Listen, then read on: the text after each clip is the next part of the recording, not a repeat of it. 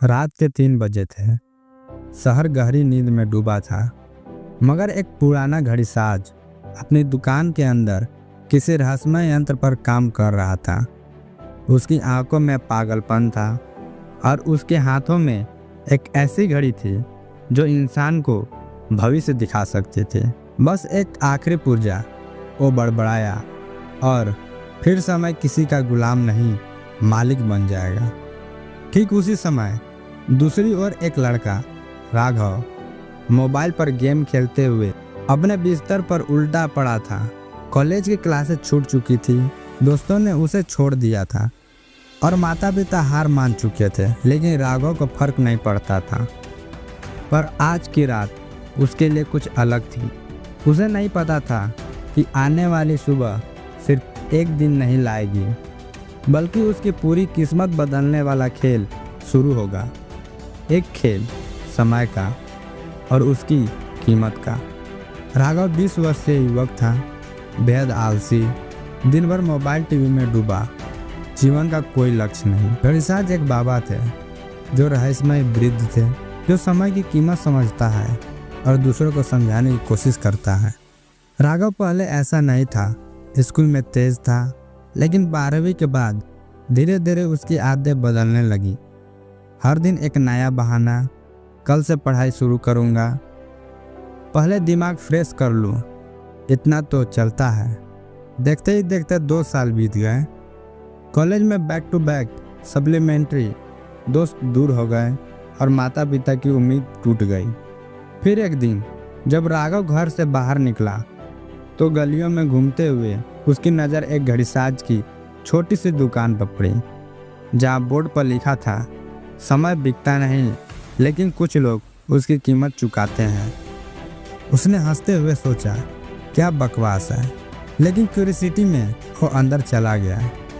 अंदर एक बूढ़ा व्यक्ति बैठा था, आंखों में गहराई, चेहरे पर रहस्य। उसने राघव को देखते ही कहा, तुम समय की कीमत नहीं समझते, आओ मैं तुझे दिखाता हूँ कि तुम्हारा समय तुम्हारे बिना क्या कर रहा है।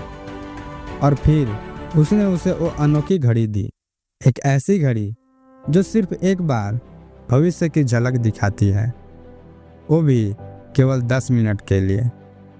राघव ने सोचा मजाक है, लेकिन जैसे ही उसने घड़ी पहनी उसकी आंखों के सामने एक भविष्य की झलक आई। राघव एक गंदे कमरे में पड़ा है, उम्र 30 की, लेकिन चेहरा बुझा हुआ, शरीर थका हुआ, चारों ओर खाली बोतलें, कागज का ढेर और फटे हुए सपने। कोई काम नहीं, पैसा नहीं, रिश्ते नहीं। टीवी स्क्रीन पर एक खबर चल रही थी, भारत के सबसे युवा वैज्ञानिक को नोबेल पुरस्कार। और उस स्क्रीन पर राघव का एक पुराना दोस्त था जो कभी उसके साथ पढ़ाई करता था। राघव चीख पड़ा, नहीं, ये मैं नहीं हूँ, मैं ऐसा नहीं हो सकता। घड़ी बंद हो चुकी थी, समय बीत चुका था, अब वो सिर्फ 10 मिनट की झलक थी, मगर इतनी तीव्र कि राघव की आत्मा कांप उठी और दौड़ता हुआ बाहर निकला। अब उसके हाथ में मोबाइल नहीं, बल्कि किताबें थी। सुबह 4 बजे उठना, योगा करना, टू डे लिस्ट बनाना, हर मिनट की प्लानिंग करना। राघव पूरी तरह बदल चुका था। लोगों ने सोचा कुछ झटका लगा है या पागल हो गया है, लेकिन राघव जानता था उसने समय के उस काले भविष्य को देख लिया था। उसने अपने दोस्तों को कॉल किया, जिसने अब एक कंपनी शुरू कर दी थी। दोस्त ने पहले मना किया, लेकिन राघव ने कहा, मुझे फ्री में इंटर बना लो, बस एक मौका चाहिए। 6 महीने, सुबह 5 बजे से रात 11 बजे तक मेहनत। एक साल छोटी सी वेबसाइट बनाई, फिर ऐप, कॉलेज कंप्लीट किया, स्कॉलरशिप पर विदेश गया। 3 साल स्टार्टअप शुरू किया। वही दोस्त अब उसका पार्टनर था। वो आलसी राघव अब यूथ आइकन बन चुका था। टेडेक्स में उसने एक लाइन कही जो हर किसी को अंदर से झकझोर गई, मैंने भविष्य को देखा था और मैं जानता हूँ समय कभी नहीं रुकता, लेकिन इंसान रुक सकता है अगर वो समय को पहचान न सके। इस कहानी से हमें यह शिक्षा मिलती है कि समय कभी किसी का इंतजार नहीं करता।